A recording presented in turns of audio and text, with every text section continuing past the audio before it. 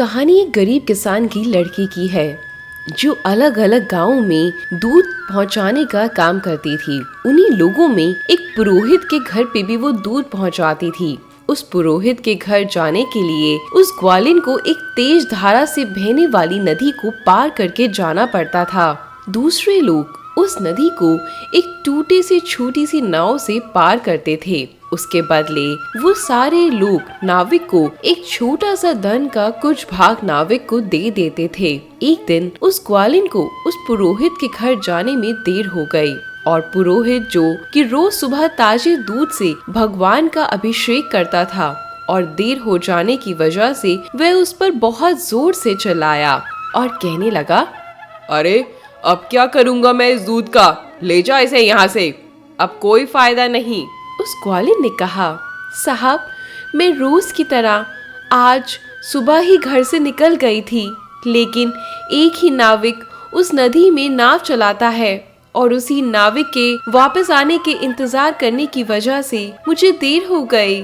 तब ये सुनकर पुरोहित ने गंभीर मुद्रा धारण करते हुए उसे कहा, अरे लोग तो भगवान का नाम जपते हुए बड़े बड़े समुद्र पार कर जाते हैं और तुम ये छोटी सी नदी भी पार नहीं कर सकती। उस ग्वालिन ने पुरोहित की इस बात को बड़ी गंभीरता से लिया और रोज उस दिन के बाद से पुरोहित को सुबह ठीक समय पर दूध पहुंचाने लगी। इतने सुबह सही समय पर ग्वालिन को आते देख पुरोहित के मन में उत्सुकता उत्पन्न हुई और वह रोज सुबह समय पर कैसे आ जाती है ये जानने की इच्छा जागने लगी। तो एक दिन वो पुरोहित अपने आप को रोक नहीं पाया और उस ग्वालिन के आते ही पूछा, अरे अब तुम रोज इतनी जल्दी कैसे पहुंच जाती हो, कभी देर नहीं होती तुम्हें? नदी में और भी नाविक आ गए हैं क्या? तब वो ग्वालिन बोल पड़ी, नहीं पंडित जी, अब तो उस नाविक की मुझे कोई जरूरत ही नहीं। आपने उस दिन कहा था ना कि लोग भगवान का नाम जपते हुए बड़े बड़े समुद्र पार कर जाते हैं और मैं एक छोटी सी नदी पार नहीं कर सकती। तो बस रोज भगवान का नाम जपते हुए मैं वो छोटी सी नदी अब सिर्फ 5 मिनट में पार कर लेती हूँ। लेकिन उस पुरोहित को उस ग्वालिन की बातों पर विश्वास नहीं हुआ। उसने कहा, अरे तुम उस नदी को कैसे पैदल पार कर लेती हो, ये मुझे दिखा सकती हो? तब ग्वालिन और पुरोहित दोनों उस नदी की तरफ चल पड़े और वह ग्वालिन उस नदी के पानी पर पैदल चलने लगी।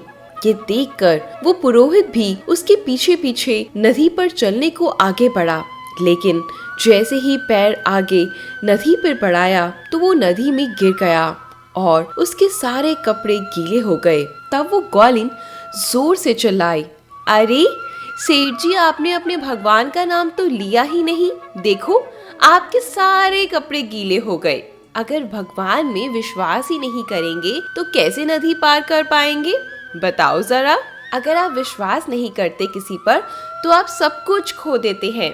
विश्वास अपने आप पर और विश्वास भगवान पर, यही जीवन का असली रहस्य है।